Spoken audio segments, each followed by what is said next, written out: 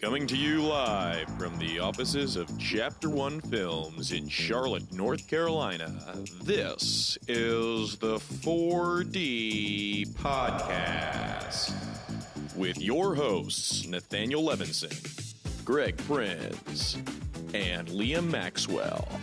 A new dimension in entertainment. This is the 4D Podcast.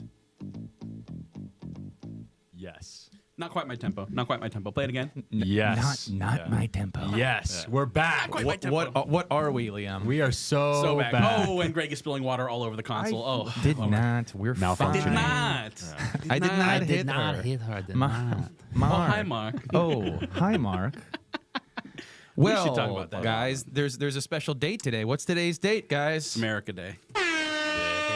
The Let's 5th of go. July minus one. The 5th of July. I'll give Riley credit for that. Can we might just need I'm to pretty sure like the Constitution or the Declaration of Independence was ratified on the 6th. So I don't I remember have no why. idea. I don't remember why. You could say any date, and I'd be like, yeah. Yeah, Plus I for don't sure. remember why the 4th is the day, but because I'm like 90% sure the 6th was the day that it was actually ratified. Maybe it was like it was signed. It's got to be something. It was of signed on the significance. 4th, and it was ratified on the 6th. Yeah, from what I remember when I was there, been a long time I was in sitting history. there with the founding fathers, and I was like, "Hey guys, is it Tuesday?" And they're like, We're like, hey, John, can you write your name just like a little smaller? Hey, like, no. "Hey, listen, hey Hancock, why don't you slow down with the signature, all right?" Buddy, You said that, though. I said those words. Nobody wants the word. I looked him dead in the windows of his soul, and I said, let's tone it down, John. John, let's tone it down. I said, You said that, though. "You said those words." Well, ladies and gentlemen, we are here early. It is a special show. This is our 4th of July episode. So, of course, we're talking about a movie that is all about Japan. Yes. So for the 4th of July, we We thought could have done Independence Days 1 and 2, but no, we're going to talk. So there was we're going to talk about good movies. there was a- Independence Day 1 was good. there was a brief moment of panic where our special guest, who we will introduce shortly, could have potentially missed the show, and our pivoting plan was to then watch an America movie and then push this show back. But then, lo and behold, there was an encore for the show, and Riley was able to make it. Hooray. And so we're all happy. We're all happy that happened because now we get to watch a great movie. We get to Yeah, watch it's like a really good Godzilla movie. -1. And we got a special guest here. So, Liam, since you also know Riley and Nathaniel just met him a couple minutes ago, I'll have you introduce our guest. This is my dear friend Riley Mulkey. We played volleyball at Belmont Abbey for The 2-year Abbey. overlap. 2-year overlap? What? Was I 2 years older than you? Yeah. 2-year overlap. What do you mean, He's 2 were years you? younger. You Yeah, either yeah. are 2 years older than him or you're not. I just didn't know how much we overlapped. It was 2 years. Conference champion. Yeah, conference Riley champion. Mulkey. Yeah, sorry. We were going to be conference champion if COVID wasn't a thing. But That's what I like to say. That's how I like to rationalize it. I also, Yeah. there's another fun fact that I heard recently that Riley's never missed a serve in Belmont. I can't remember any missed serves. I Hey, definitely have the 100% hit rate. highest serving percentage. Yeah, way higher than mine. That's for sure. Like, I have like the top, like out of the top 5, I'm like 1, 2, and like 4. What a beast! He's like the What a James beast. Holzhauer of serves. James, that's exactly who I was Is it thinking. the Jeopardy guy? Yeah, so Oh, if you yeah. look at so Ken Jennings won the most consecutive games, like Yeah. 74 consecutive games, and James got like 49 or 50. But if you look at earnings, like the top 10 most winning games in a single game. in a single game is all 10 are James Holzhauer, and he has like he has like crazy. 1 through 20, Yeah, it's nuts. and they're all above $100,000. Is he still playing? on No, Jeopardy? He plays in, like, the big Yeah, he tournaments. plays in the big tournaments. Yeah. tournament to champion, things like that. He's the self-proclaimed final boss of Jeopardy. Yeah. He's just I so love him. He's awesome so to watch funny. because as somebody who I don't watch Jeopardy as much as Nathaniel. Through Nathaniel, I've now become a Jeopardy fan. It's a great watching game him show. though. It's like everybody sits there and like daily double, and they sit there for a few seconds and they're like $1,200 or something, and you're it's like boo. Everybody boos, and then him every time, no matter when, no matter where, no matter what situation, he just does the hand motion of it, and he just goes all of it, and then they double whatever he has, and then he freaking he makes hundreds of thousands of dollars. on a show. Professional sports gambler, right? Yeah. Like that's his Yep. profession. Yeah. That's so cool. So Jennings was the best there ever was. I mean, he Yeah. won the GOAT tournament. He's Essentially, by far the best. he's the player best ever. at trivia. Like Yeah. he knows the game But better. James Holzhauer fundamentally changed the way people play the game. If you ever watch now, people Yeah. like Search. pick all over the place because they're looking for the daily double. Whereas people used to just start at the bottom of the category and go up, which is the smarter way to play it in terms of playing the game, because you start with the easy question, then you figure out what the category is, and then that helps you with the harder questions. But now, because of James Holzhauer, people just pick a random thing, and they're hunting for the Daily Doubles. So what we're saying is that our guest Riley Mulkey is the James Holzhauer of men's volleyball. Who would have men's guessed a collegiate direct volleyball. connection between Riley and Jason Holzhauer? What- Sounds pretty close. You guys to me. Div 1, Div 1, Div 2? D2, but D2? There you go. D2. Men's you want to tell him, collegiate Riley? D2 You wanna tell him? It's a little bit bigger of a deal. Yeah, but we made it to the Men's national volleyball, tournament. D2 is D1, so we're Division 1. There's not many schools. It's only one No. more than NAIA, D2. baby. If No. anything, it's better because it's one more. Right. It's There we twice go. as good. Yeah. From what I understand, it's twice as good as D1. I would agree with that. Yeah. Unless the you're looking at it from a golf perspective. It's the science of it, anyways. Okay. So we watched a very Good movie. a very American movie. If American meant Japanese, we watched a really, To really be fair, great. there are like maybe 10 seconds of America in it. Is that there's actually there is right because they're on the speak radio English, like and 10 it's actually seconds. speaking English and you're like, wait a minute, I'm not reading this portion, I'm actually hearing it, which is a big deal for me. Was it the radio? Were they talking about Godzilla on the radio at that point? Yeah, it was like remember. so. It was a very short was like portion black where and white. like the rest of the world is dealing with the realization that they're like there is something swimming around the waters essentially. Because the first thing that gets making a destroyed mess of is a things. U.S. destroyer. Like they sent. So, from what I understand from the that's right. movie, the U.S. woke up Godzilla with the Bikini Atoll atomic test. Yes. And then they tried to stop it, and they got obliterated. And so they send warning to Japan saying, "Hey, something's coming, but we coming. can't do anything because Russia. If we start moving over there, Russia's going to get stroppy." it's going to basically start another war. Yeah. And And Japan even is like, yeah, America can't help us because of Russia. Yeah. So it's not like U.S. is just like, oh, we don't want to help. We're just going to pretend it's right. No, it's like the U.S. actually, like, nobody can help them. Yeah, it does a really good job of like tying like in actual political Yeah. like relationships Yeah. and dynamics. It's Yeah. not just like I mean, we'll get into this, but it's not just like a monster movie like fight the monster. Like Right. there's so Yeah, much and, more. And I going think on. that's what differentiates it from, and I think that's what makes a good monster movie. So, because I think like Cloverfield was kind of like this too, where I think a good monster movie is kind of like a good disaster movie, where the disaster or the monster movie is just the setting. Yeah. It's not the focus. It's the setting of what's happening, and then everything the important part is the character drama. Totally. That happens within that, kind of unique condition. Whereas you have Godzilla and Kong, and it's like it's about Godzilla and Kong. right, people are just okay. wanting to see big CGI fist fights. Yeah. Which looked terrible, and this movie looked great. $15 million. I just want to throw this out there. $15 million. That's in movie terms. That is nothing. Yeah, we'll That is definitely nothing. get into that topic for sure. So, Liam, why don't you give us a quick synopsis of the movie before we get? I can do the synopsis. Okay, You go. all right, Horrible we'll let Nathan- synopsis. That's okay. Nathaniel will give a quick synopsis, and then we'll kind of get into our subject. Yeah. Okay. So the movie opens in the closing of World War II, like 1945, and it opens with a plane landing on a small island.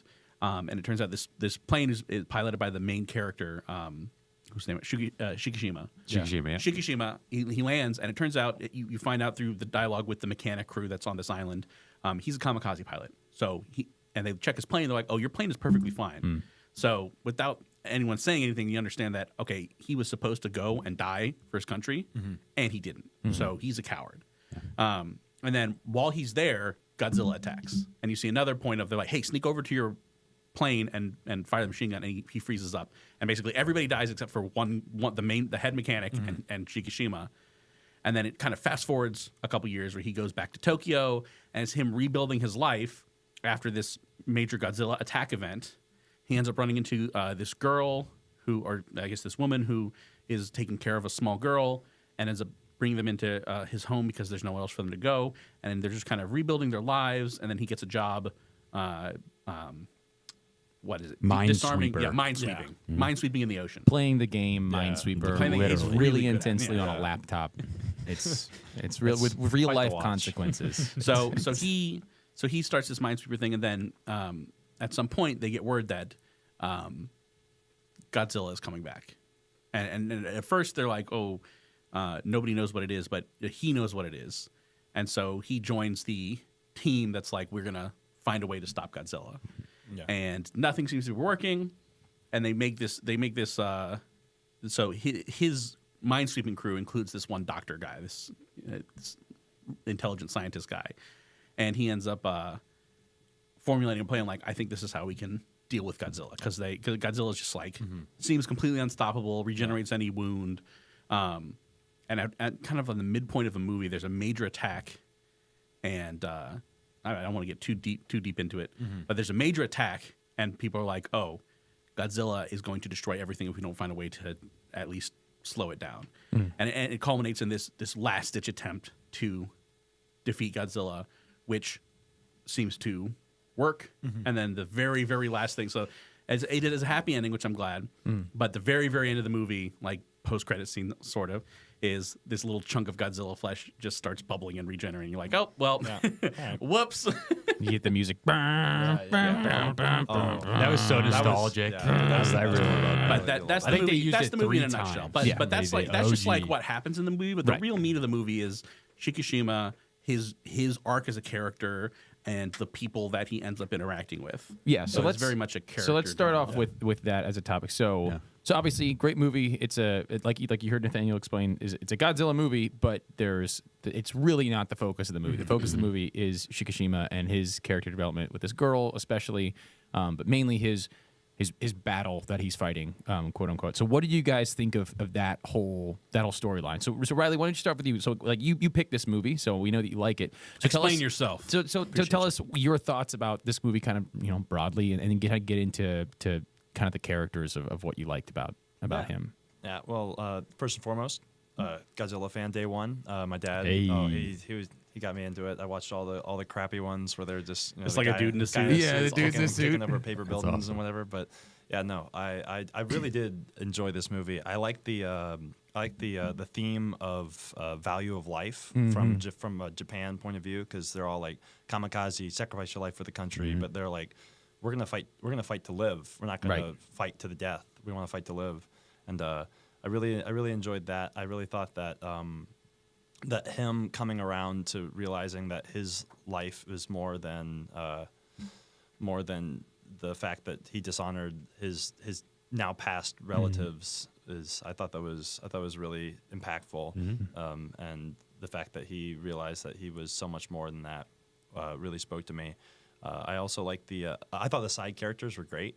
I thought they did a good job of like adding on to his character without really taking away, giving him time to shine by showing that, hey, like I know I'm a retired, or I used to be a fighter pilot, but I can really shoot this gun. And people are like, oh wow, he's like actually really sick.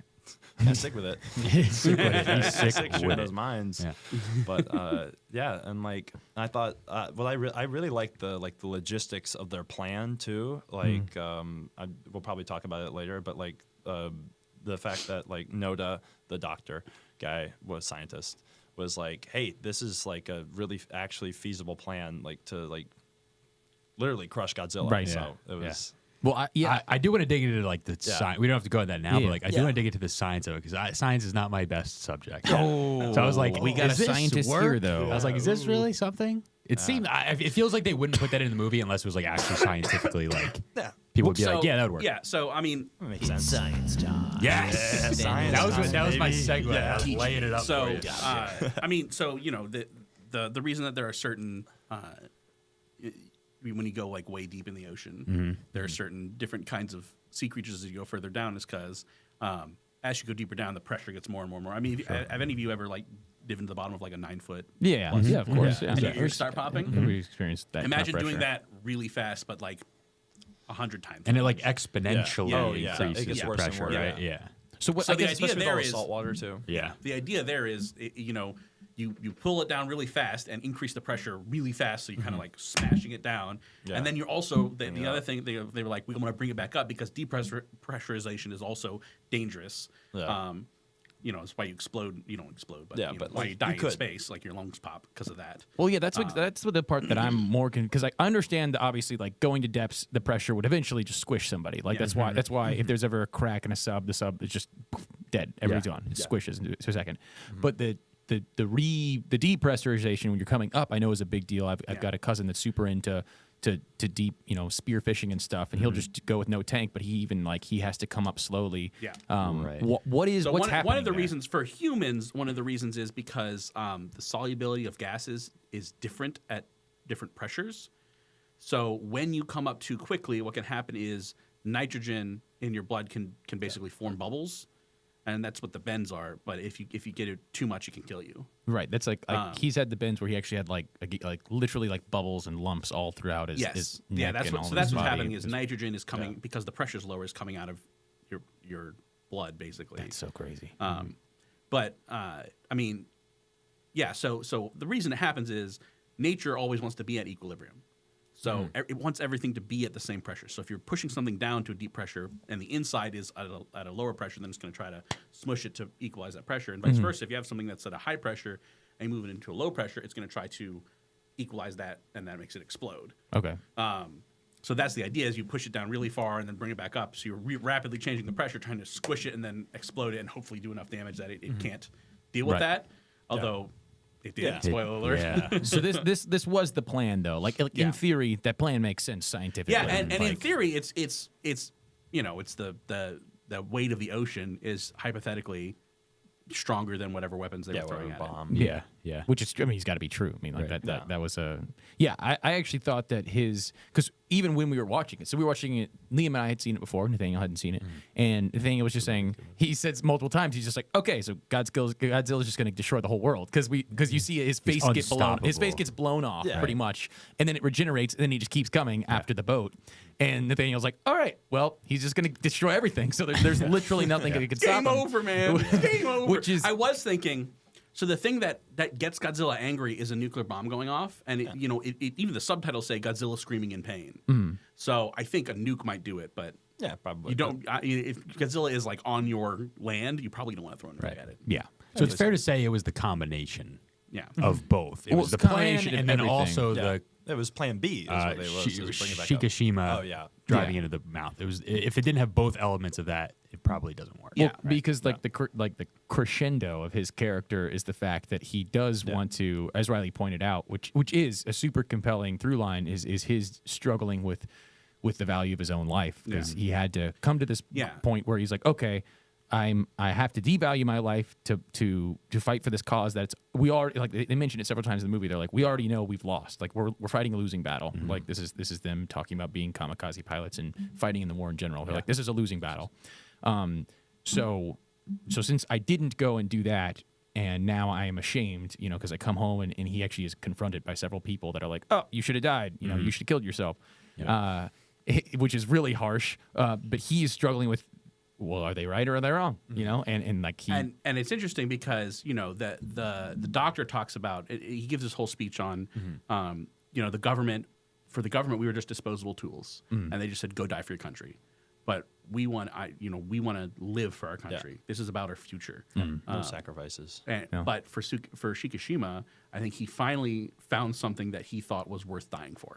Right. Was to protect the family that he had made after coming back. So not his country, Right. but the people that he cared about. He found people that he loved and he wanted to protect, and he was like, this is worth dying for. Yeah. I really. Yeah. And that's what changes Tachibana's mind. Right. I remember Yeah. the mechanics. Yeah. Exactly. Tachibana. No, Oh, he's the exactly. man. That's I what was like, that's what I was gonna oh, touch on. the goat. Yeah. I liked, the I goat. liked his their dynamic. Even though it was kind of short or like small, like Tachibana, he was he was the first guy to say like, hey, we already lost the war. I understand like where you're coming from. Yeah. But then one idiot shoots a gun in a bunker, and the Godzilla's now pissed off at him and kills everybody but him, and he's like, you should be the one that had died, not these people. Yeah. And it's like it just kind of flipped on him, and then it flipped back towards the end of the movie where he's like, hey, we built an ejector seat. So One of the best so you don't- scenes. oh yeah, He's great. like, yeah. because like I called it, by the way. Oh Yeah. It's Because it was such a weird line, like they didn't build the planes with ejector seats, couldn't even be bothered. Yeah. And then he was like, "This is the bomb release." I'm like, I turned to Greg and said, and "That's the ejector seat." I wasn't right, but there was an ejector but seat. but then he goes one more thing, and then it cuts. And it cuts them being far away. I was like, all right, that it makes sense, but like it's also yeah, it makes it so we it was know really it's gonna great happen. the forgiveness aspect Yeah. of Tachibana's character, because like Shikishima, am I saying that right? Yeah. Shigashima. Yeah. He carries that with that burden. envelope of yeah, like the all of pictures. the pictures of the families that he potentially could have saved. Could he have saved them? I don't know. But It's like, that's the thing that's unclear. unclear because they're like, oh, maybe the guns from the plane will distract him, but Probably we know not. later that that's not. The but he's case. also a smaller version Yeah, exactly, of you're the right. bigger It's version. true, it's true. So it's possible that he could have actually saved them. But like, I think Tachibana saw how much it was impacting Shikishima that like he was regretful of his decision to not act and was carrying those pictures throughout the whole thing, even in the cockpit, right?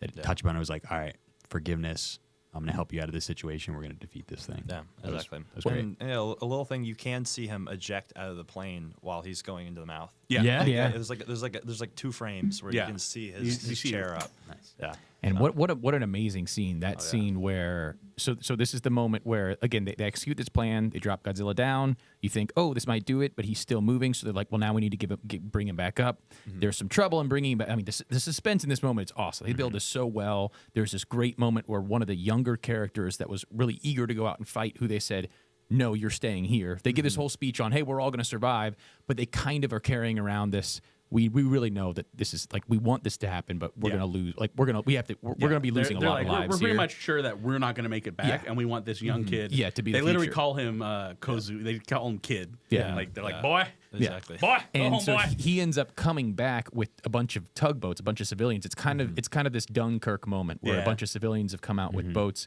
and ends up saving the plan where they're able to now pull Godzilla up because he had broken the rig. Anyway, so he's brought up, and there's this moment where he's brought up and he's kind of deteriorating because of the depressurization, but you can tell he's still kind of surviving, and so he starts to ignite this big blast, and they're about to all die, and then all of a sudden, everything cuts out, all the music cuts out, and it's just this slow motion. No sound. You see all the people in the boats just kind of taking their hats off and saluting and like accepting that they're dying, and all of a sudden you just hear. And the plane flies by, and then all the music crescendos back in, and then Shigashima flies directly into the mountain. Like it's just like that. That to me, that scene was done perfectly. Beautifully. Like it couldn't have been done any better. And you see his boys like watching him, like Yeah. realizing like, He's about to. Well, they're like freaking out. They're like, Yeah. he's gonna kill himself. Exactly. He's gonna kill himself. Yeah, well, and I think that what you pointed out, Liam, is really one of the most interesting parts of the whole movie because. So here, like in the States, right, we have this contrast of wars where we had the draft, right, which was harsh and tough, right, and you had a lot of young kids, people not wanting to go to war, and it was this mess of a situation. But then you had Pearl Harbor getting attacked, and you had everybody enlisting, and from what I talk about, like with my grandparents and people, of that generation, they talked about how it was a horribly scary time, but it was really amazing because you had everybody uniting. It was so much different than the other wars because everybody's going, no, I need to do this. Like I've got things to protect here, and almost all of them, you hear this line said where they're like, we took it personal, and like it actually meant something. Like at that time, they're like, no, this mattered. We needed to go and do this. And we've watched other World War II. World War II is the right war, right? I always get Yes, this wrong. you think about the right war. As far as I know, the Japanese were not involved in World War I, Right. Or So- the Civil War, or the Definitely 100 not Years that one, War. We've watched other World War II movies recently with Hacksaw yeah, Ridge, Hacksaw Ridge, which is great. And so at the American perspective, I think you get that where you're like, oh, this is a war where you have something worth fighting for, and you're going to do it out of protection and out of all these really good, honorable things. And then you had the contrast of how it must have felt for Japan, where they were sitting there like, well, we're just fighting this losing battle. We're all just called to. A lot of us are just called to go and be kamikaze pilots and kill ourselves.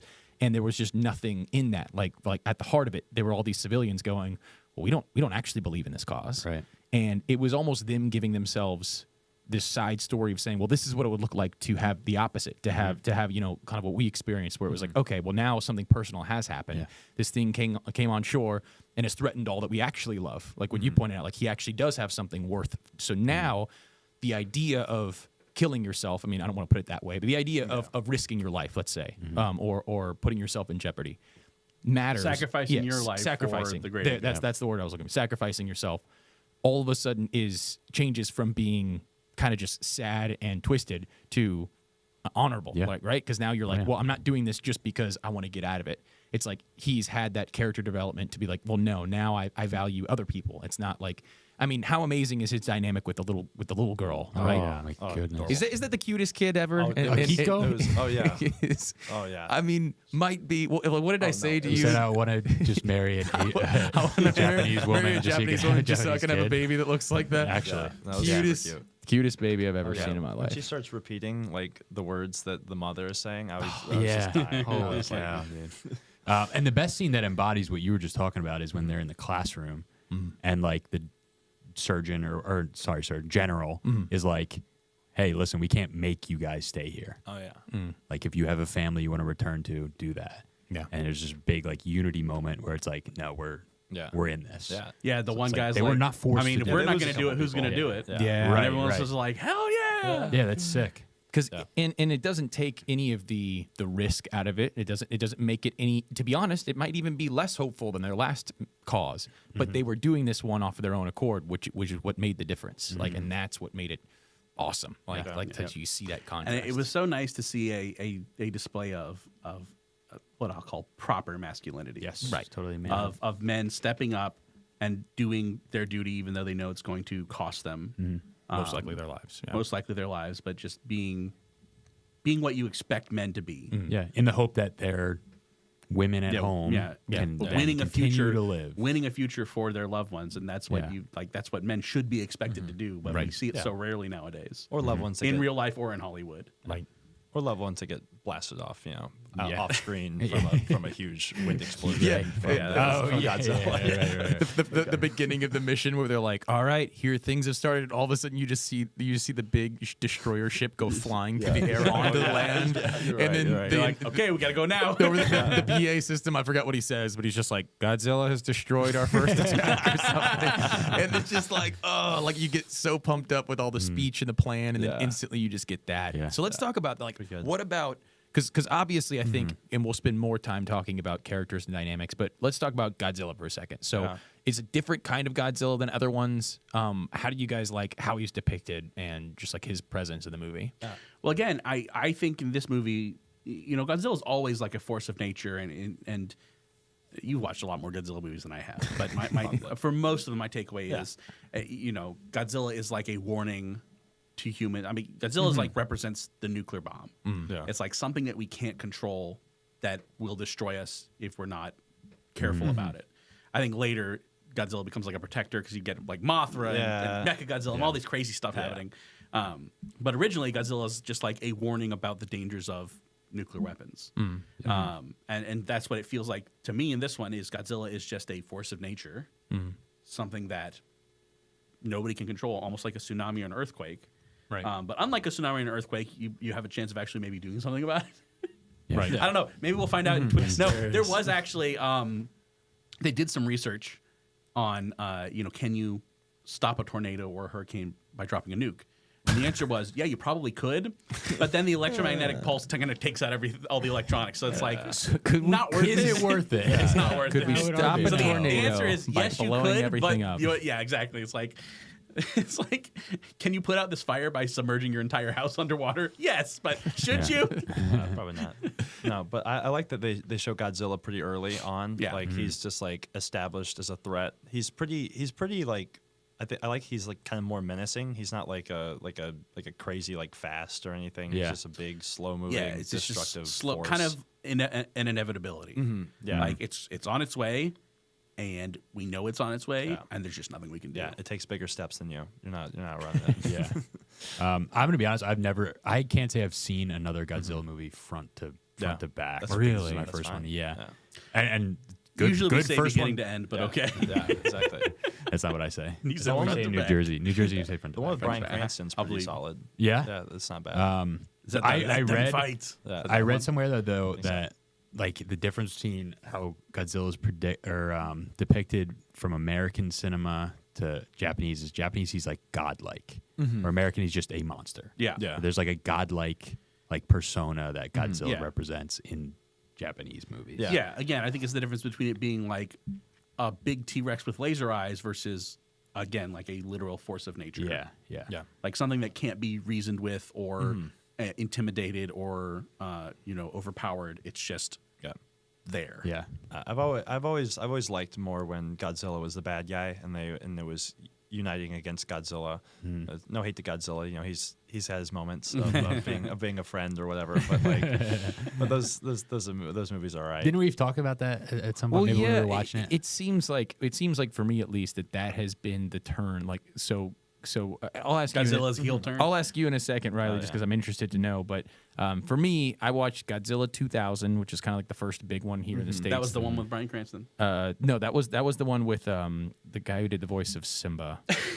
That guy. Matthew McConaughey? No, not Matthew McConaughey. Broderick. I got there. There we go. So I do remember Simba going, all right.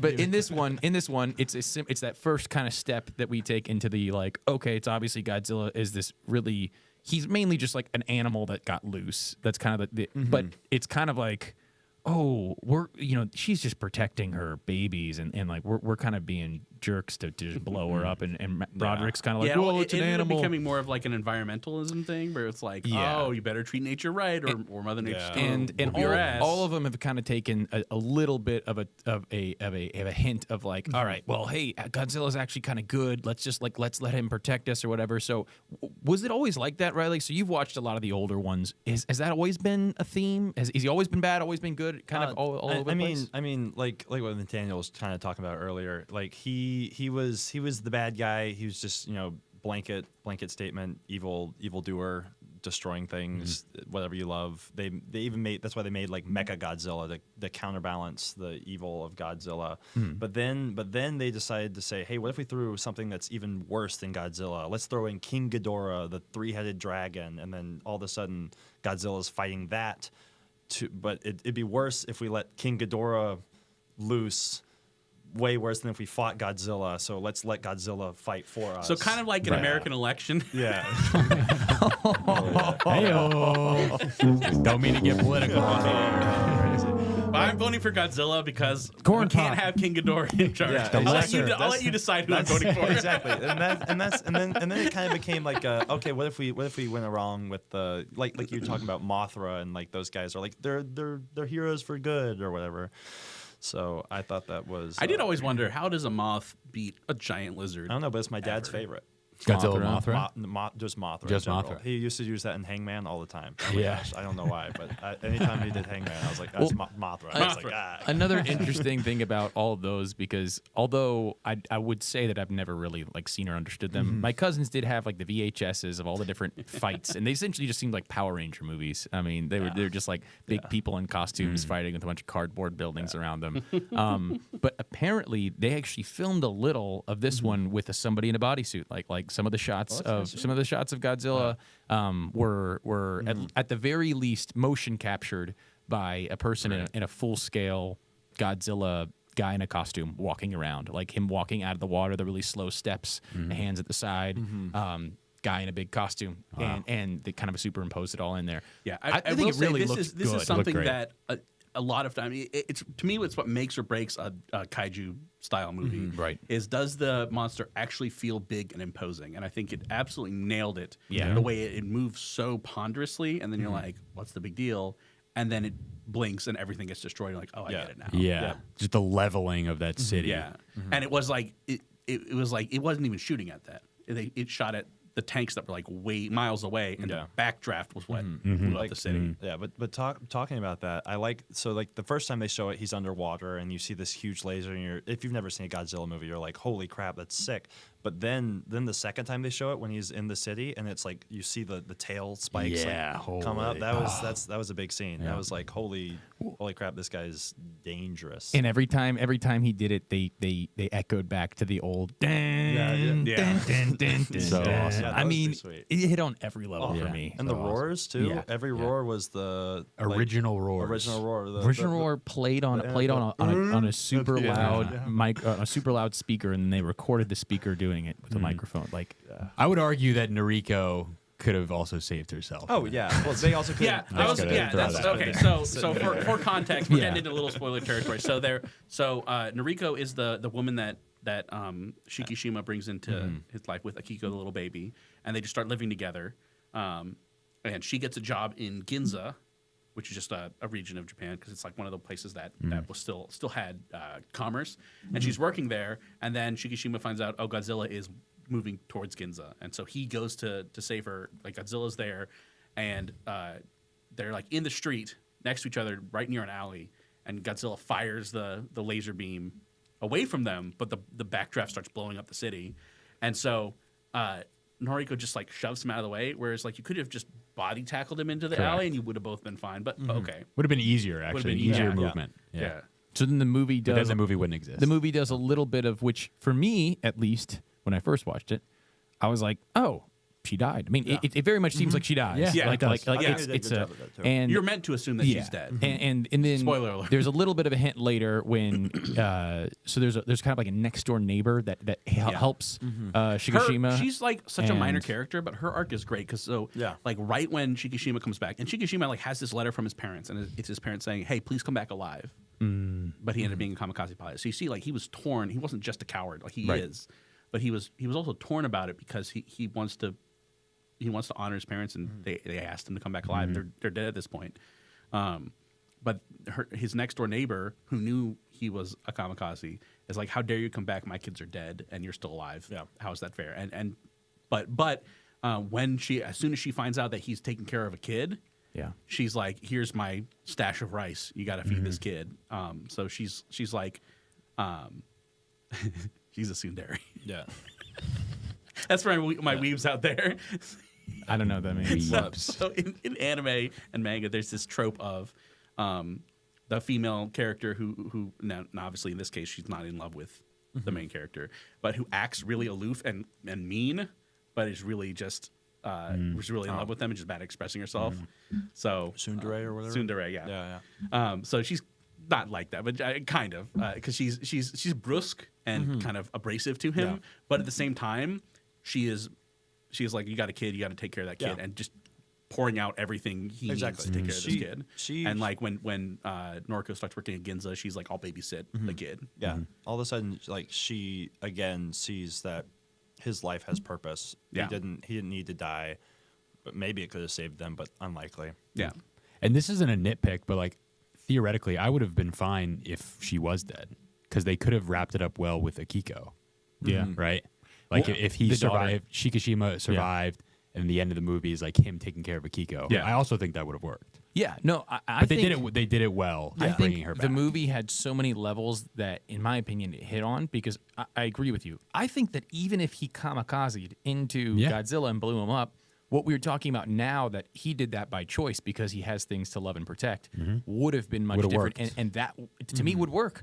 I liked it better that he survived. I like happier stories. I like the fact that he had people in his life that not only he cared about and wanted to protect, but those people cared about him and wanted to protect him because that's what ultimately came full circle. Is that he's like, no, I'm going to do this now. Like, I want to actually restore my honor and protect these people I love. I have another chance here. And those are the people that say, nope, you don't need to do that this time. Like, I built this system in for you. Everybody around him is saying, no, don't go and do this. Like, they're literally calling it out specifically. They're like, I know what you're thinking. Yeah. You want to blow yourself Don't up. try it. Like, and they're telling him, don't do that. And so he's got enough people that eventually, and again, movie just, I think that's what makes the movie great, right? Because you're not watching going, of course he's going to kind of fly out. Yeah, you caught the ejector seat thing, but you could have, like we were just talking about now, he could have flown into it, and in the movie, it still would have happened, and it Yeah. still would have been a fine message. Yeah, he could have chosen to not pull the ejector seat. Right, and then you also have the second layer of Tachibana. Tachibana being alive, and it's so like, well, that's- you're right. It could have worked without her being alive. Yeah, and that's the great part is so they find this they're making this plan, and they're like, how are we gonna lead Godzilla and make sure Godzilla stays in our trap that we're setting, and their plan is to use this experimental fighter pilot that they have to kind of lure Godzilla into the trap, and so it's broken down. They're like, okay, we need a mechanic, and Shikishima says, I know the exact mechanic, and so he goes and finds Tachibana, and he does it. Like everyone else is just like, oh, he's just some great mechanic that Shikishima knows. And Shikishima is like, this guy knows I'm a kamikaze, so when I ask him to put a bomb in my plane, he'll do it. Yeah. He wants you So dead. yeah, and so Tachibana like beats the shit out of him. Well, doesn't it, the way he lures Tachibana is like he sends a note saying it was he his sends a fault. note saying, hey, it's your fault. All your friends are dead. Yeah, it's brutal. And, That would do and it. He's like, it's the only way I could think to get your attention because I don't think you would have come otherwise. Yeah. But here's what I need you to do. I need you to basically make me a kamikaze plane. And Tachibana says, okay, we'll do it. And so now this is one thing that didn't end up coming up, but I was like, huh, because he mentions he took out the main fuel tank to put in a bomb, and I was like, if he's flying for too long, will he run out of Yeah. fuel? And like, all right, I'm driving. Uh-oh, whoops. Oversight. Seems like fuel might serve a similar purpose as to a bomb as well. Yeah. Like, hey, if Well, I I just mean, put a fuel tank, it's but ignitable. Well, I mean, it depends on what kind of explosive you're Science. looking Yeah, science. Hit it. Too Well, no, much. gasoline's Hit the pretty. note. More Godzilla, less science. Gasoline and jet fuel, they're pretty energy dense, but like solid explosives have more. You can pack more energy per. You can pack more punch in per square foot or whatever. I believe you. I believe it. I would say that the good thing, the reason why I think, again, like you said, Liam, I think it works if she doesn't survive. I think it works if he doesn't survive. But I think why each of those took a step up for me is because you get that last scene and like how powerful. And I think that's Oy vey. important too that it happens after he Yes. does the whole thing because he chooses to live for Akiko. Yeah. Without even knowing that Yes. Noriko is still alive. Well, And I my- think that's the big thing where I'm not Yeah. I'm not mad that she survived because I mean Right. it was something that was like you could survive that, but you could also very easily die. Yeah, and she's yeah. clearly Die in like shrapnel or she was like in a shambles, coma or yeah. whatever because it's been a while. Yeah. Right. So she's Best been in this line hospital of the the whole time. movie. Yeah, My yeah. favorite line of the movie is "Your war finally over." Yeah. Oh, Yeah. That's a Is big your one. war finally over? I mean, that to me was what when I was like, this is a great movie. This is a great movie. Great movie. When that happened, I was like, that my was goodness. perfect. Acting was Yeah. really good Yeah. too. Yeah. Oh, Like yeah. Shigeshima, like his breakdowns throughout the movie. Oh yeah, were it really was. powerful. Yeah, it wasn't like he was like furious. It was like almost like he was breaking apart. Yeah, like, literally. when these horrible things was happening Yeah. to him. Like, and that's such a real, like, he is undoubtedly the hero of the story. I mean, that crescendo moment where you have everybody's plan failing and they're all sitting there, slow motion, waiting to die, no sound, Godzilla's mouth erupting, and him flying in to save the day on a jet. Like, he is the hero of the movie, and yet he presents the whole movie like you'd imagine one of us in a situation like that. Horribly sad the whole time, torn, whether coward for the first torn, fourth. whether he has the courage to do what needs to be done, which is, I think, something that if it doesn't go through your head, it should go through your head when you watch moments of heroism. Is like, would I have the guts to do that? And so here's a guy who's actually struggling with it, like in front of everybody, and yet he is undoubtedly the hero. And at the end, he finds motivation that you can almost find in watching because you're also going, oh man, they've introduced her as such a lovable character, and they've introduced Kiko, the little kid, as like the cutest thing you've ever seen. So you're also sitting there going, you know what? Yeah, I think this is worth it. Now I'm finding courage being around these people to say these would be people worth saving, and protecting. Totally. And it's hard to do that in movies because typically you're just like, oh, do the right thing all the time, but you don't feel the struggle. Or you've made the decision incredibly easy, and it's just like, okay, well, this person's terrible. Why are you waiting? Just go and beat them. This is like the struggle was real, and they did such a good job showing that. And with the pacing towards the end, I feel like they did a really good job almost making you forget that he was going to come in and save the day at the end because they had it on all the ships, and then they had each side character like have their big final moment. Yeah. Do the thing, command everybody, or bring in the tugboats, and then you almost are like, oh crap, this actually could be the end, and then you're reminded that he's still in the air about to finish the job. So for you guys, I mean, again, this is in my opinion definitely the best Godzilla movie I've ever seen, and it's probably up there in monster movies, period, or disaster movies, whatever category you want to put it in. But when you guys watch monster movies, disaster movies, these kind of just big, for nowadays, it's just big CGI explosions and battles. What makes that good, and what are some other ones that you would kind of put in this category, like Characters I care about. Yeah, well, is I pretty think much that's what hits for me. Yeah, the other movie I would put forward would be oh my gosh, I forgot the name. The First Pacific Rim. Yes, I would Where agree. it really is about the characters and this whole thing about the Jaegers and how you need two people and they have to be in sync and all this stuff. The world building around that, because like the kaiju, and that one was like more action oriented. Yeah. But it still is mostly about the characters and the interactions they have and the whole kaiju apocalypse thing. I mean, it takes place way after that. It doesn't show us like the first kaiju coming out of the sea and blowing up London or whatever happened. It's just like, hey, this is the world. This is how people navigate the world, right? I feel like it's almost like an Attack on Titan thing where it's like it's just something that happens, and it's just something that you got to deal with. So it's like, how would people? I mean, that's kind of like why the post-apocalyptic setting is so popular, and zombie setting too, because it's like, okay, how do people behave when something at this, how would people behave when something at this level that we're probably never going to see in our lifetimes were to happen? How would people respond to that? How would people rise to the occasion? How would people fail? Right.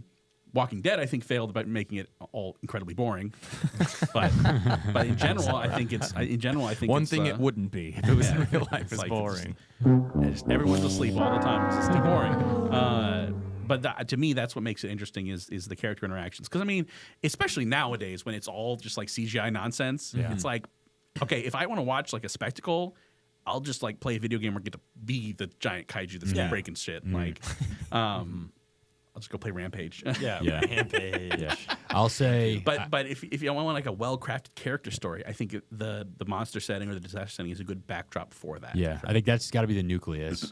I'm also a sucker for, and it's funny you mentioned it before that Godzilla. This movie actually doesn't do this, which is like the slow teasing of what the monster is or looks like. Yeah. Cloverfield being a great example of that. My favorite monster movie ever, Jaws. Yeah. Yeah. Is a great example Which of is that. funny You're just because, like, he's out there. You get little glimpses of The him funny every once in thing a is, while. a lot of that is because they built like a full robotic shark. Yeah. And they wanted to show it off, and it just didn't work. It was like too heavy. It was Yeah. sinking. They were just having all kinds of trouble. And Steven Spielberg was like, "F it, we're just going to do the fin." It worked and out it ended up working out great. It worked out perfect. Jurassic Park 2 does a lot of hiding monsters in the Yeah. dark, and then the first time you see the T-Rex, you're like, "Damn!" Yeah, it's great. How about you, Riley? You have any other monster movies that come to mind? Unfortunately, I've seen so many bad ones that I kind of stopped going Well, to okay, them. what's the so worst I- one? What's the I one where don't you're think like, that's the if real I could go question. and just burn every copy of this in existence, I would do it. Oh gosh. I mean, I kind of stopped watching them, but I hated Godzilla Kong. I was like, I agree. You didn't like when he got the Infinity Gauntlet? Oh yeah. That they just happened to have like, oh, it's Millie just Bobby his Brown's size. like, oh, we figured it out. we're in Mecha King Ghidorah's brain or whatever, his old skull. That one's recent, no? Yeah, this is kind of What recent. the Hollow Earth makes no sense. It's so stupid. They're like, we It's made it to the Earth's core. Look, it's the land before time. and We're also there's here. a sun. Is that here? real? Question That mark. was Yeah, really- that's yeah. really that's Here's King Kong's the, homeland. yeah. The new Oh King my Kong stuff is like goodness. there's like this interior Earth thing, and it's just like it's just another Earth. Like Oh, this- man. With Yes. prehistoric They're animals. brain dead. Yeah. Oh, it was a lot of action, and then I the can't- characters yeah. were super cringy too. Like it was like, Oh, it sounds like I couldn't horrible. watch it. It was like classic like what a millennial thinks like a live streamer looks like, or Yeah. boomer thinks what like somebody like this video. It's like everybody's like, oh my gosh, this is the guy. This is the coolest guy ever. And I was like, no, it's not. But yeah, that's all I think I'd have to echo what Nathaniel said. I mean, I think this might be my favorite monster movie strictly because there's a thing when you talk about writing that people talk about monster movie writing, and they'll talk about it bleeding over to other movies that aren't monster movies. And what that means is that you're basically like when you write Godzilla versus Kong, right? The way that those movies have been portrayed, it is, all right, the point of this movie is that we want to see Godzilla fight King Kong. That's the main point. We'll write a story around it that makes that happen. But that's mainly the we're like the story probably a lot of times won't make sense and it'll be really bad and the characters will do really stupid things just because, let's be real, we just want to see big CGI Kong fight big CGI Godzilla. And ironically, that didn't really happen that much in the movie. Yeah, I mean, And so movies nowadays outside of the monster realm are going, oh, I want to see this happen. I want a moment where this Jedi or this person is standing there. I mean, in a it's crowd of basically this and that. Deadliest Warrior. And so they write these scripts, these characters that don't make any sense, the stories that don't make any sense, just because they want to have these payoffs, these moments that are like, okay, well that should be secondary. Like this movie took it in the right turn where it was saying, okay, no, the character is going to drive this movie.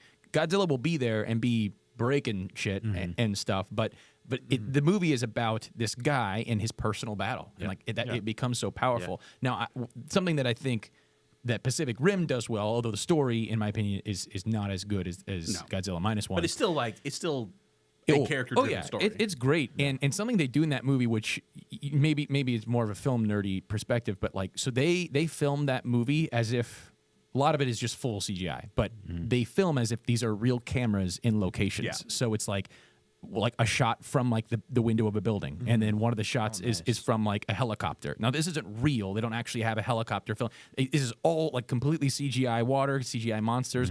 but they film it as if it's not just a computer screen. Whereas The Transformers stuff Pacific where it's like zooming along the gear shaft. Exactly. And all that stuff. It's like it zooms into one and then zooms back to another, and you're sitting there going, if that really happened in real life, a plane would have to move like 3 miles back and then 3 miles forward. Whereas Pacific Rim, you really got the scale of everything because everything looked like it was either being filmed from the street or being filmed from a window.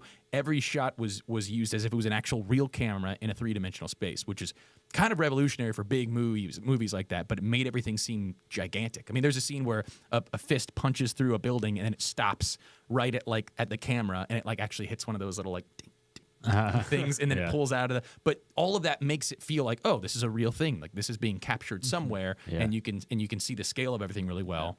Something that you talked about in this movie with the scale of Godzilla was huge, that he's just kind of walking, and then when he makes a turn, you realize how gigantic he is and how actually fast he's moving because he's so big. You made a comment that I thought was funny because I thought the same thing the first time I watched it. It was like, you're like, is Godzilla like just standing on the bottom of the ocean? Oh yeah, exactly. That was the one thing. Is like or is he he's just doing a little like it looks underwater. He's just doing a little. Because he's cute. He He's a little definitely cute. looks like he's just standing there Yeah. turning back He's and not forth. because the thing is he's not like bobbing up and down. At Yeah, all, right. Which if you were well maybe he's like a duck. He just like kind of floats. But for whatever reason, you had to kind of be like, oh Suspended wait, disbelief he's a little he's bit. actually he's actually in super deep water that he's about to drown in. Yeah. So all right, whatever. Well, my question was, and then again, there's no way for the scientist guy to know this. But like, wasn't Godzilla sleeping at the bottom of the sea before he was woken? So I'm like, okay, putting him in the bottom of the sea doesn't seem like it'll do anything. And again, there's no way for the scientists to know that because as far as they know, Godzilla just showed up out of nowhere. Yeah. Well, Go ahead. yeah, I think the main thing was the rapid change. Yeah. is what they were hoping. Was what on they're going for, yeah. being like the main thing is because he had to come up so quickly. Yeah. Otherwise it wouldn't be as Trying effective. to trying to give him the bends. Yeah, and it makes sense like that they thought, hey, maybe the pressure will kill him because they probably didn't know that he was waking up from the bottom of the ocean. Sure. But they're Yeah. like, if that is the case, and that is the case, he was fine with the pressure, then we'll just shoot him up to the top really quickly. And then they're like, oh no. Yeah. And Nor. Now the question is, because Godzilla was much smaller in 1945 when he's on the little island. Yeah. And they talk about like, oh, this is a legendary creature that just is around here sometimes. Yeah, So yeah, why is this? What's are the there scale? more than one Godzilla? that could be. Maybe that's the second movie. Godzilla 0 or Godzilla minus 2? Godzilla.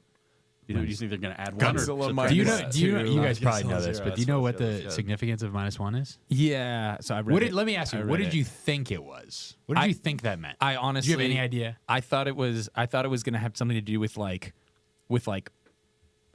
him being the -1. So like Godzilla killing a bunch of people, but -1 because Yeah. this guy chose to live. I don't know. I thought it was going to be something with like Nah, a see, series. I thought it was of gonna be no, like no. a prequel. That- see, That's what. yeah, Yeah, like, that's what I it was. actually It heard was. that It was at one Godzilla -1 because his wife left him at the altar. His fiance left him at the altar. So that's why He didn't so have- sad. he He was didn't just like have a stomping plus around one. like.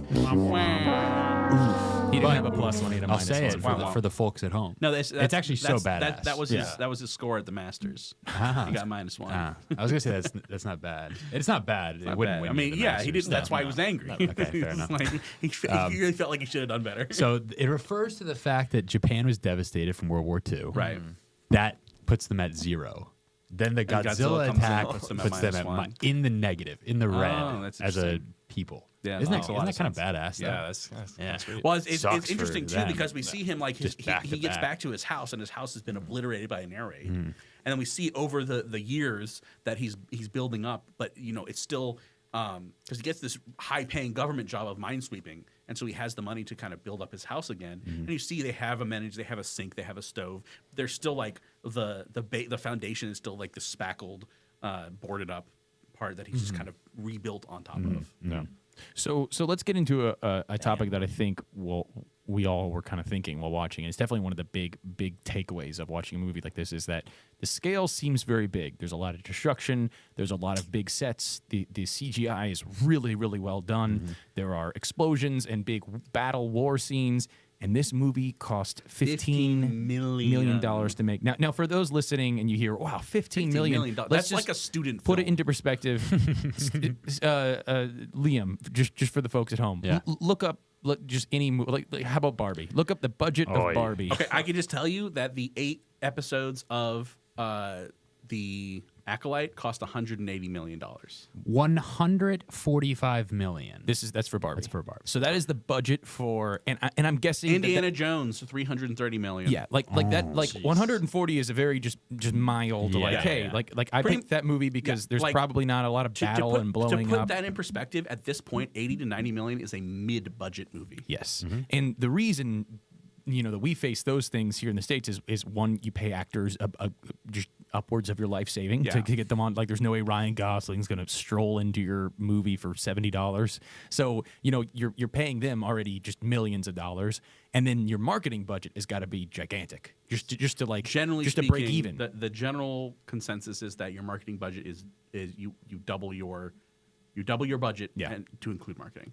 Yeah, and some of those, if you look it up, the actual budget of the movie, they won't even include the marketing budget. Yeah. So like 140 million might just be the actual budget, and then they might have put another 140 million into marketing. Typically, they don't tell you how much they spend on marketing. Yeah, and so what do you think? One, how do you think they're able to make a movie this good for only $15 million? And two, why do movies suck so bad right now when we're putting $150-200 million? Part of it is that one of the things that adds tons and tons and tons of money and makes you go over budget is reshoots, which these really large corporate-driven movies like Marvel movies and big productions from DC is that the executives at the top say, hey, we wanted to do this, this, and this. And then the product comes out and they say, we're not happy with this, this, and this. And so they have to go back and reshoot. And that's way more expensive than doing the original shoot. That's one part of it. Another part is you watch the credits of these movies and it's like 10 trillion people. And part of it is because the unions have mandated that, you can't get a cup of coffee. A worker that you're paying, $20 an hour has to go get your coffee and this and that, the other thing. And they have, there's a lot of bureaucracy. There's a lot of red tape, especially when you're doing CGI, because all these CGI houses have their staff that all has to be paid. Goodness. And all these other things. And it compounds and compounds and compounds. And then, of course, if you want to get into, you're paying the star $10 million, $20 million, $30, however much you're paying them, and that's compounding and compounding and compounding.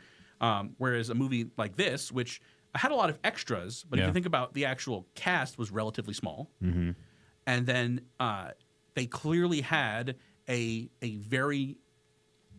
The director had a very clear idea. I want to do this shot, this shot, this shot, this shot. So the fewer extra shots you have to do, the cheaper it is. Right. And and I don't know what filming regulations are like in Japan. Yeah. So that might be part of it. And there's a reason that all the films take place in like Atlanta is a huge filming place, because the city of Atlanta and the state of Georgia have said, hey, we're going to give you huge tax breaks if you film here, because it brings in a lot of money. So there are a couple major locations that a lot of films are shot at. Atlanta is one of them, because those places have said, hey, we'll give you major tax breaks if you film here. I think Toronto does it too. So But a lot of it is you don't need a crap ton of CGI to make something look good. Especially nowadays, you can touch up things and kind of enhance effects, but to make things out of CG whole cloth is much more expensive than to just add some effects after the fact. yeah. So to start practical and then layer on CG is significantly cheaper than being like green screen, volume, whatever the hell Disney is using. Yeah. It's significantly cheaper. And I watch a lot of like Core Digital, which is some guys that like to do CGI and things, and it looks like a lot of the CGI was just kind of like you make a Godzilla model and you push it through the water and you make it move left and right, and then you can just run like a simulation where the water will just move naturally, which is I'm guessing expensive, but not like absorbently like crazy expensive. Yeah, I mean, I think it takes a lot of. So I don't make movies. I make tiny little marketing videos that you see online. But Oh boy, the CGI cost. but as far as effort that goes into what you produce, like you can find really creative ways to do things that are time consuming, right? Like, so you can be like, okay, I can either click this button and use some effect that Adobe Premiere Pro is what we edit on. This effect that does to something, and it'll most of the time fix it. There are things that are called, like, there's an effect called warp stabilizer. Now, I use this on almost all of my motion shots for clients because it automatically goes in and like restructures your shot, and like if it like jumps to the left, it'll like digitally move it to the right. So you put it on there, analyzes everything, and in a matter of seconds, it's smoothing your shot out. Pretty sweet. But there's also ways that you can do that practically that look a little bit better. But you would never really go in and do that stuff. Yeah. For a movie like this, I felt like it felt like the people that made this movie had nothing else going on but this movie. They're like, hey, we're going to put so much time into this. This is going to be our baby. I mean, did you see the reaction video to them winning?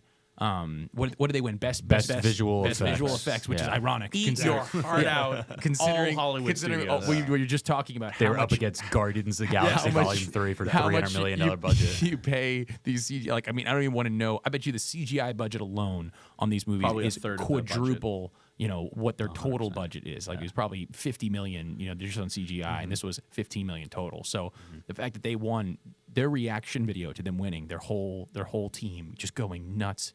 You were just like, oh, yes. A win for the little guys. Well, but that's what you want because like that's the way movie making used to be. Is you'd come like you'd be George Lucas saying, hey, I'm gonna make. I have this idea and I want to make it, and he did it himself. He produced it himself. He got his friends. They all held things on little fishing line and flew it through black backgrounds with lights on it, and he made this thing that everybody watched and was like, dude, that's crazy. This is the craziest thing we've ever seen. And he wins. He's like, oh, that's awesome because I made this with my friends. And so you got a little taste of that when you saw them win this award. And I think that you legitimately felt it in the movie because you're going, there's no way you could do this for $15 million and it looked that good if you didn't just love this. Passion. If you weren't like, hey, we've got to do the long work.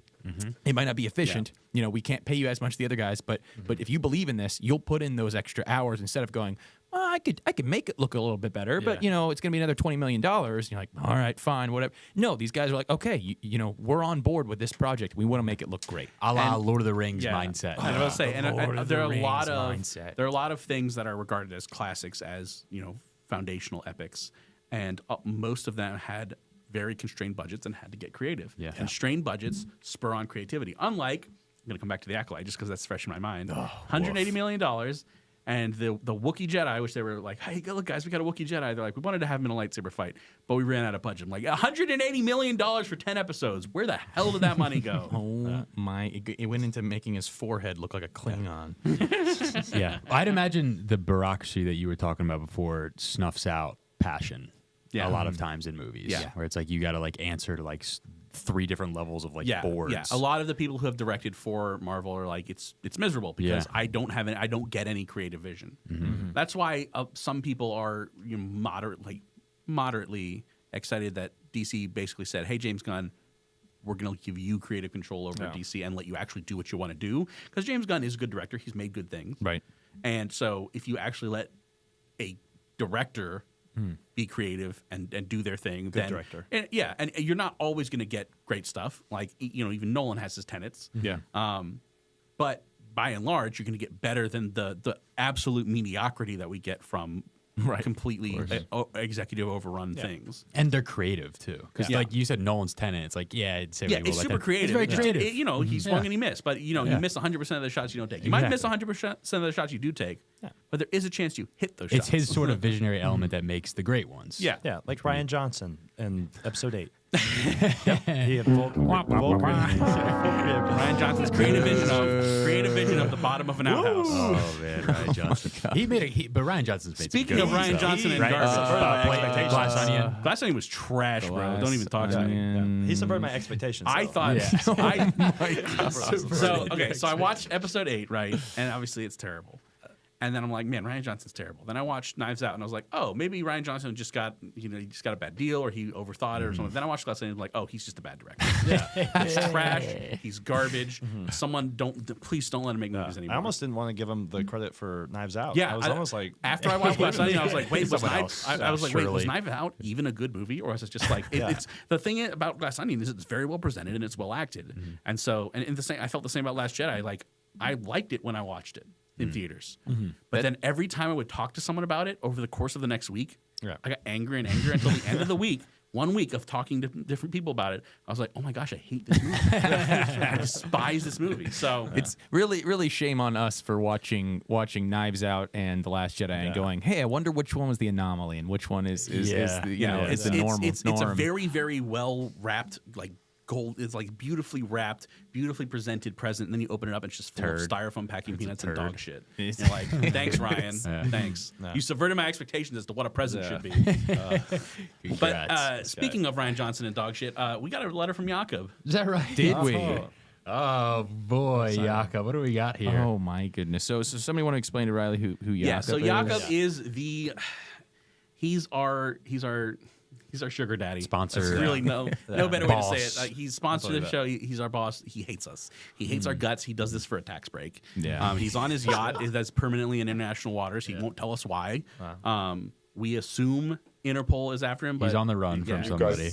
he's not allowed. That's The him. only Did you hear him? reason that he hasn't Good luck not being he's ghosts. threatened us with bodily harm, but we know he can't actually come onto American shores because we have an extradition treaty with whatever nation he's in trouble with. We're not allowed to. We had to sign an NDA. He's about very that. mysterious. I've already said too much, but Ethnicity unclear. Do we but- know if he watches these episodes? no, he watches he's enough been to very explicit. criticize He's been us. very That's right. explicit that he does not watch our episodes, but he Right. does watch the movies. He does watch the movies. He we does know watch that, the yeah. movies. He tells us, hey, you have to, if I write a letter, you have to read it on air, or you're fired. So we have to read these. Which is sense. So All right. right, let's so do it. here we I don't go. know how he has someone checking on him, but without further ado, here is a text message from Jakob. So first of all, you chuds are not allowed to watch this movie. It's cultural appropriation. Second, while the representation of AAPI individuals was top notch, it was a complete failure in terms of Black, Latinx, and transgender representation. Man, he really set me up for this one. music's a little loud, Greg. Also, the male lead didn't die once. Talk about not smashing the patriarchy. What I'm trying to say is do better, Japan. You think making an emotionally poignant, there's a tough Poignant. one, Poignant.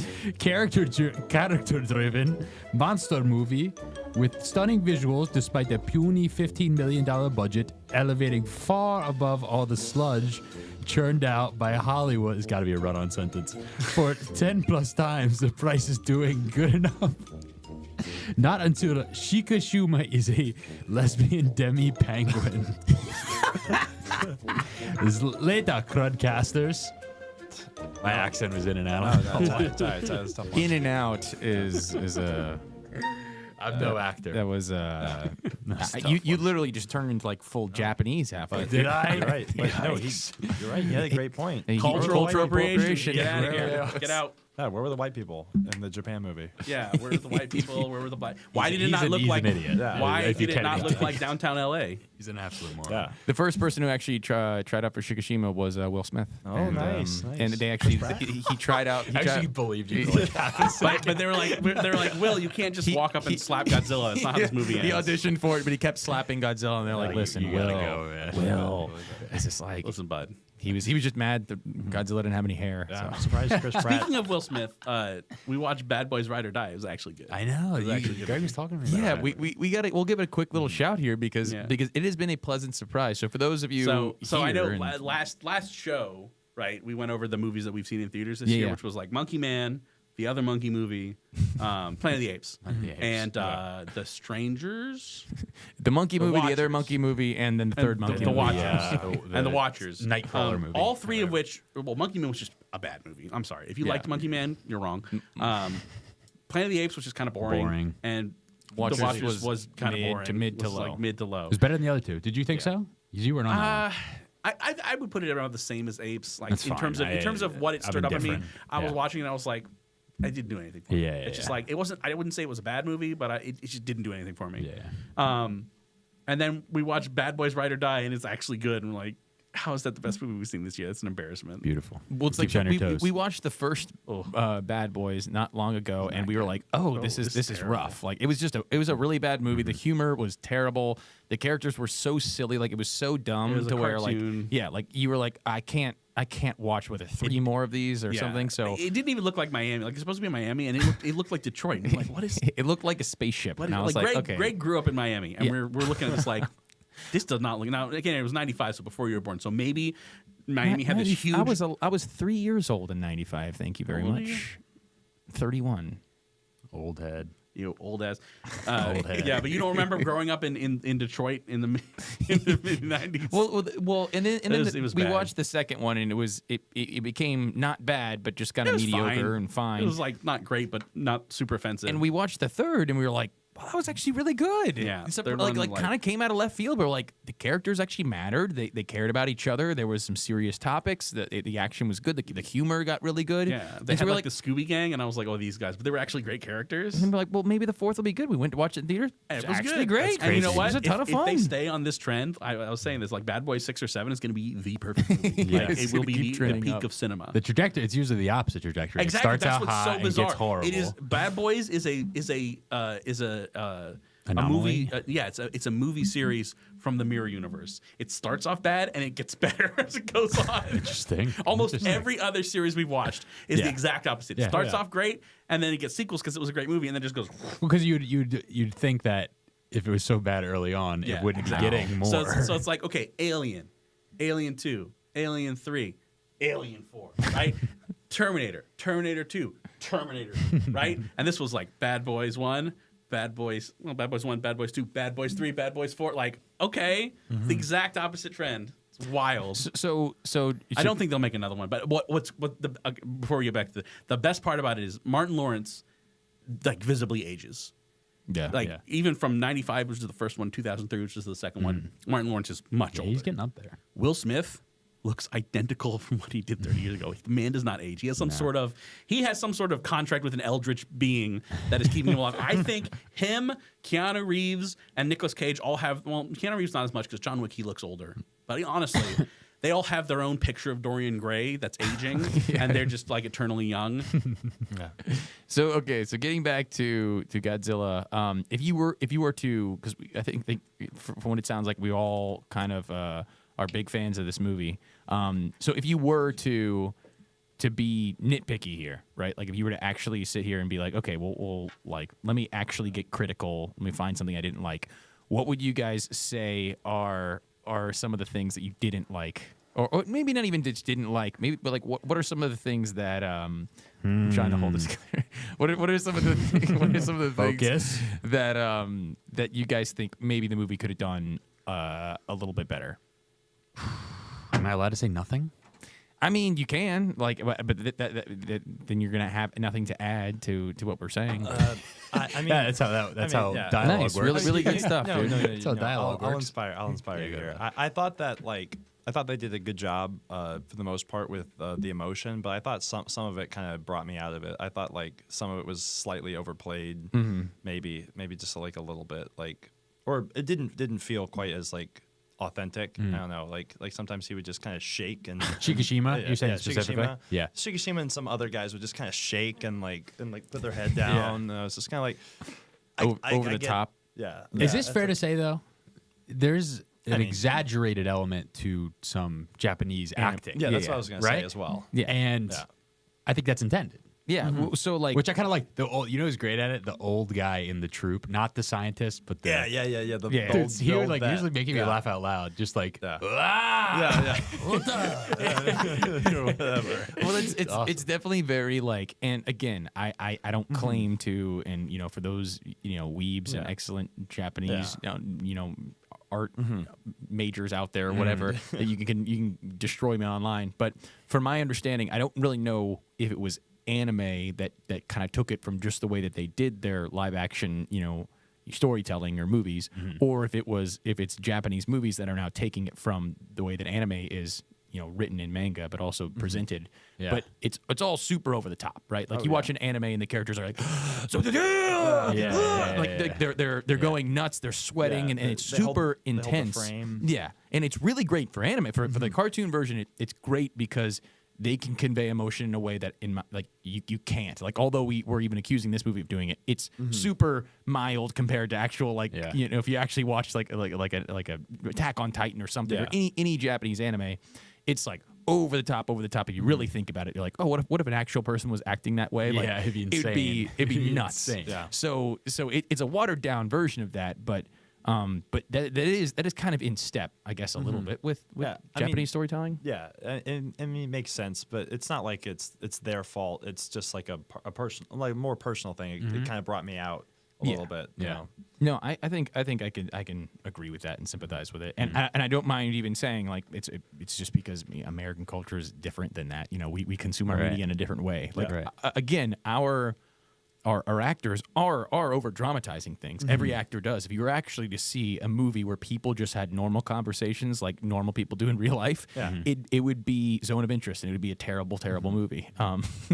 Which if you haven't seen it, don't go and see it. No, It's the worst movie so ever. it's the movie that won Best International Picture over this movie this past year. It is a terrible movie where this is literally the opposite end of the spectrum as far as actors being charismatic.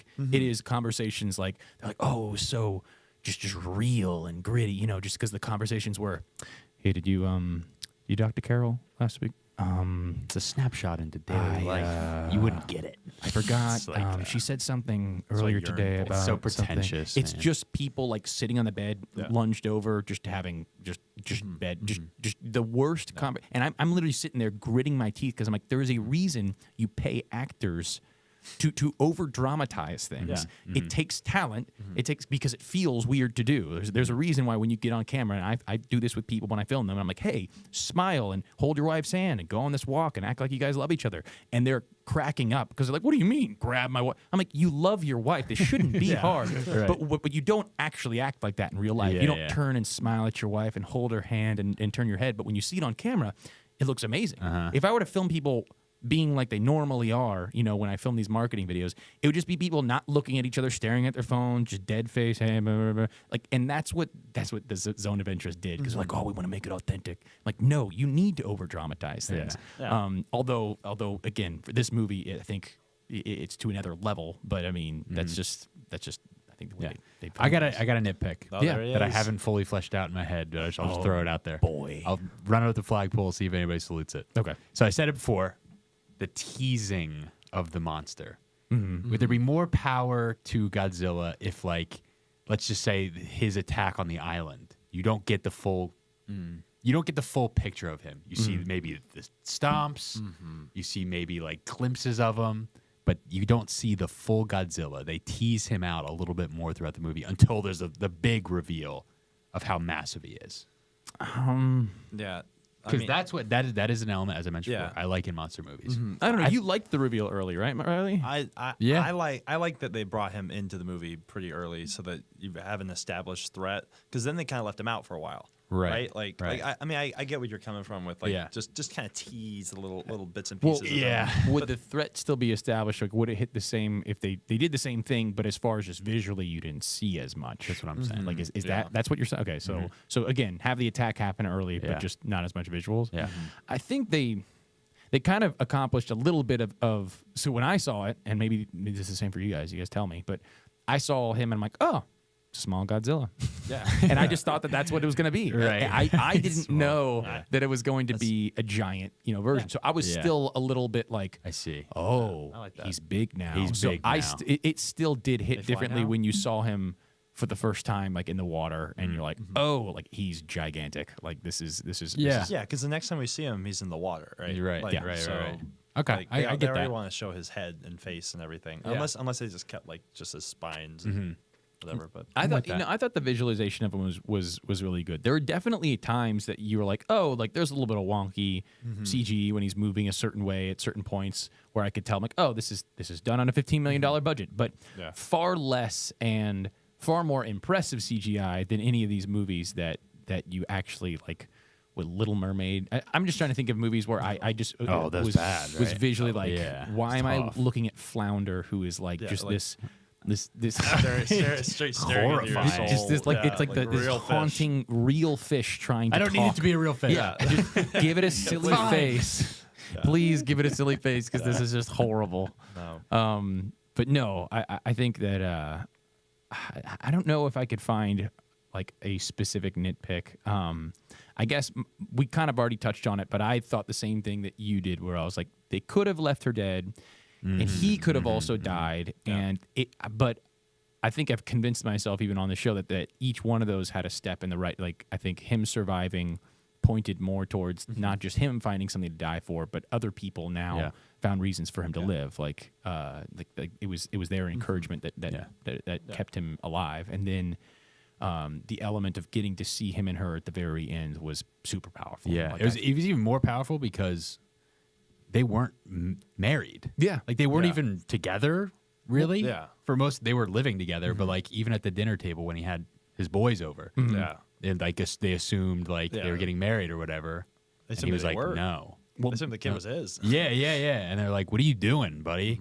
Well, that's something that I really appreciate about like Korean movies and dramas and things like that, is that the intimacy portion is usually extremely mild, and you still get all the like. If you were to take the story between Shikishima and Noriko, Yeah.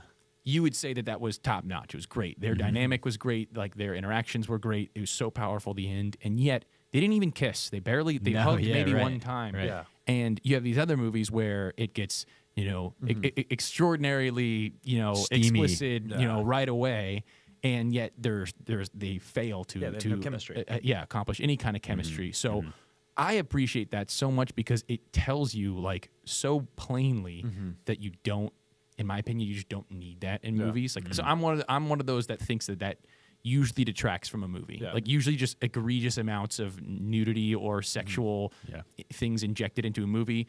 All they do is make me think, hey, there are certain like friends, whether they're just younger friends or like parents, that I'm like, I would now no longer suggest this movie because there are topics in it that are just so, I don't know, like you can accomplish all of the same love aspects in what I would deem to be a far more appropriate way that isn't just whatever. Yeah. And then you could also tell like how much she like genuinely cares about her, because he says all these things in front of his friends, like you said, and then she goes and gets a job. And she's like, I need to start standing on my own 2 feet. You'll never get a wife. Like, Yeah, you'll never get a that wife like hurt. this. And That then hurt. he's like, oh, I'm a crap. loser. It's like, I'm a loser. I'm losing this right now. It's like I know I care about her, but I just never really thought about it too hard until she's like, I'm gonna take care of myself. And it wasn't now. it wasn't even Almost. like petty. Yeah. It wasn't even like I'm leaving. I'm gonna get a job. I'm leaving your ass. No. Yeah. It was like, I want what's best for you, and I'm it's gonna. She's seriously like one of the sweetest characters, and it's so funny because that scene with all the friends is perfect. So he brings all his friends that he's sweeping minds with over for dinner, and they see the obvious, which is there's a young woman here with him that's his age, and they've got a little girl, and so they assume, oh, this is your wife and the kid. And he just very quickly shuts that down when they mention something. He's like, "Oh no, she's just staying here, and that's actually not even her child." And they all kind of look at each other for a second. And they're like, "Oh, okay." And then she's like, "Dada," and he's like, "No, I'm not your dad." And then all of them are like, "What the hell are you doing? You don't do that. Say that.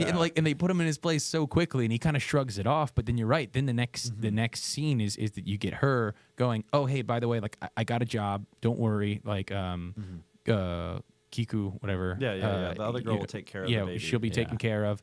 And you can see he's like, wait, no, I provide for you, and you can stay here. You don't have to go anywhere. Like because you can very clearly tell, like they're not saying the quiet part out loud, which is so good. Like that's what, like that's why then you have these movies that. They'll tell a joke and then they'll immediately explain the joke, and you're like, you morons, let it sit there. The subtlety of that. The subtlety is beautiful. It's not like he turned and then said to the camera, "Oh man, I'm really upset about this because I actually really like her." No, he didn't need to do that because you could tell by the really great acting and his responses that all those feelings were there. That he actually did. He didn't think that he was worth it. Like he didn't think that he deserves. He still had a war to fight. He's still fighting his war, which is just. It's just really well done. And you know what movie this made me think of, and me and Liam watched this recently. It's a Wonderful Life. Where Riley, have you seen that movie? I have. So this is the movie. Like the end of the movie is really powerful. So it's a guy who kind of gets to the end of himself. He's thinking about killing himself, and then he's allotted the opportunity to see what life would be like around him had he never been born. And it's really rough for a lot of people. A lot of people are in worse situations. Some people are alcoholics. His brother is dead. There's all different kinds of things going on. And he's slowly realizing how many people counted on him and how many people loved him. And then he comes back out of this opportunity he gets to live his real life. And all of a sudden now he's grateful for everything. and he doesn't care that he's in this position where he's about to go to jail unrightfully for losing money.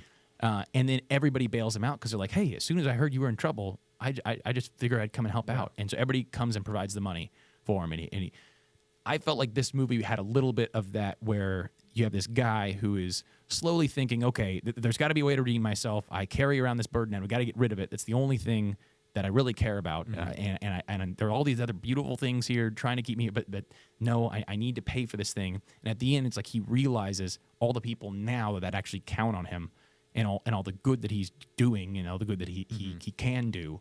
And so now he's like, oh, like I have now seen the value in my life. That's kind of in a similar great. way. I can definitely see the parallels there. Yeah. I never thought about it. And like because remember at the beginning of the movie he got the note from his family that said come back alive, and he wanted to do that, and then when he came back and they weren't alive, he felt like the only thing he had to come back to was gone, and so he had to remake something that was worth coming back to. So Definitely. good. That's powerful. I got 2 half-ass research. Let's go. Oh, Liam, give me the half-ass research. Here we go. Half-ass research. Okay. That's a good one. The director of Godzilla 2014 version, is that Cranston? Probably. Okay. Saw a so many. early screening of this movie and got extraordinarily jealous and said this is what Godzilla movies should look like. Damn. That's Isn't that a good one? That's so good. It's so good for a director to admit that. Self-awareness. That's awesome. Yeah, self-awareness Awesome. is amazing. Because it is. Oh, yeah. Because he's right. It is This 100% what the a best movie should Godzilla. look like. The other one is Shikishimi, the main protagonist. Okay, I'm just reading. Copy-pasted this. Everyone knows Shikishimi. The name of the first kamikaze squadron was the Shikishimi Squadron. Wow. In real life in 1944. So they named it after him. That's awesome. Yeah, that's some great research. Attaboy, Liam. That's my time, folks. Attaboy, Liam. I'm the king of half-ass research. It's a good one. All right, That's funny. so we don't have Nathaniel here, but What? we Huh? end our show. Yeah, Thought he was quiet. big shocking moment. Nobody there. He's never really here. We were going to replace him with somebody else in the studio that we have today, but we decided no. All right, but we do have a special way that we like to end our show. And for I guess we'll do Liam this time. Liam, located here in the front, so you can get up if you will, or if Riley can grab it. I got to do both duties then. Yeah, I guess you got to do both duties today. Or maybe do we have another person in the studio that would like to perform the Mad Lib and read it? No. Okay, so Liam's gonna be doing the Mad Lib for us. Tell me when to stop. Tell me when to stop, Riley. Stop. So Liam, if you want to flash me the title from there over Riley's head so he can't see. Close your eyes, Riley. All right.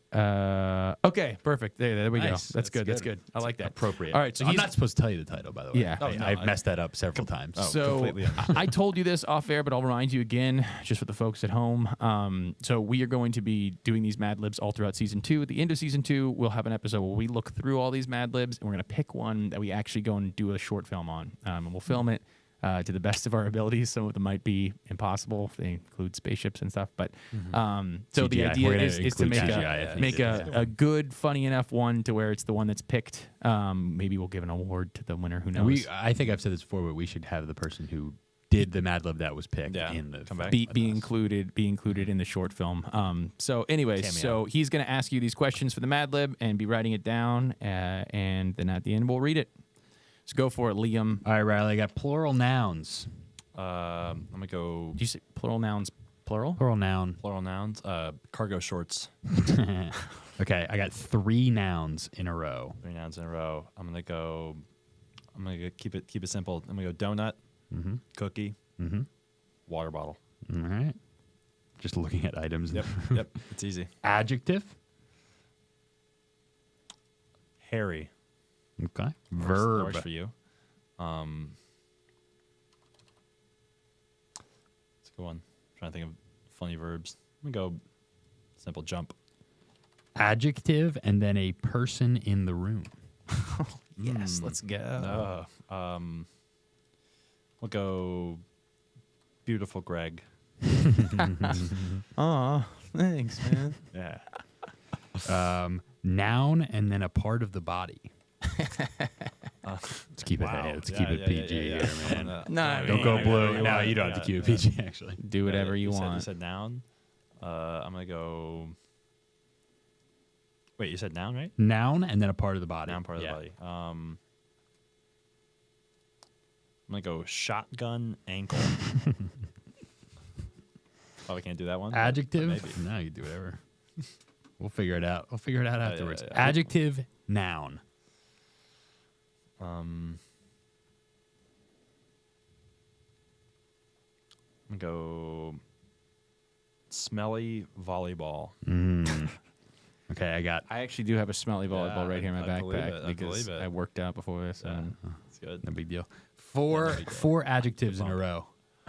4 adjectives in a row. Yeah. Jeez. Yeah. I'm gonna go sticky. Go long. why? Brian Long. Brian Long. That's our guy. He's my guy. Yeah. I'm gonna go another adjective. Trying to think of good ones. Slippery. Love that one. Yeah, that's a good one. And then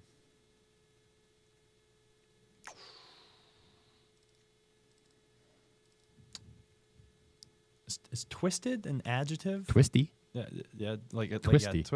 Twisty or twisted. Oh, I guess Yeah, twisted yeah, is, yeah, right? Like I have a twisted Cheeto. Yeah, Those yeah. old twisted Cheetos. Yeah, those are my favorite. Plural noun. Plural noun, both of them. I'll go butterflies. Love that. Nice. Yes. Verb ending in ing.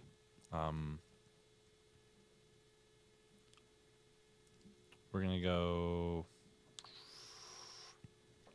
laying. Like Okay. Yeah.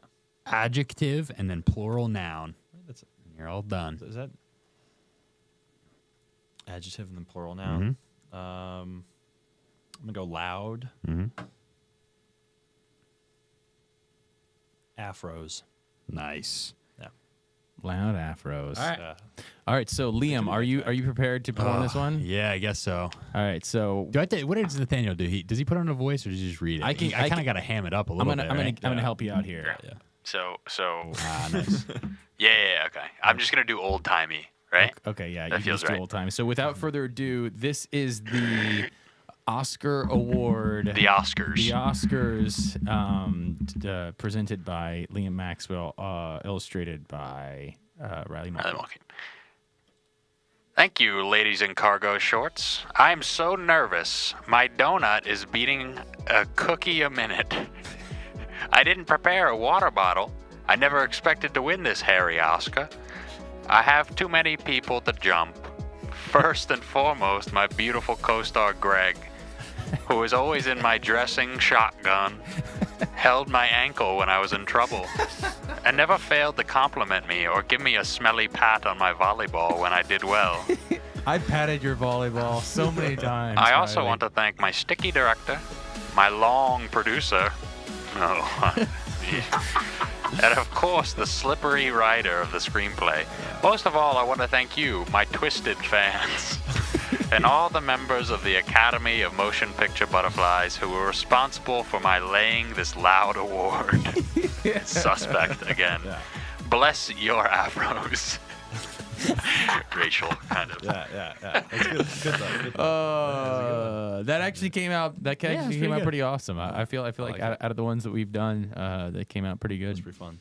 That's filmable. Yeah. Oh, we can for sure film that. We're going to film that. It's gonna be. All right, we don't want to play favorites here with all our. guys, I know your favorite. So we got other okay, guests. I see you guys like every day. But like, Yeah, Greg is. He already got Greg's voice. I thought that was pretty good. That's all I'm saying. No, it was good. I appreciate it. I appreciate the pat on the volleyball. Well, we had a great time. Riley, thank you so much for joining us here on the 4D podcast. Liam, like always, appreciate you being here. Nathaniel, we'll see you shortly.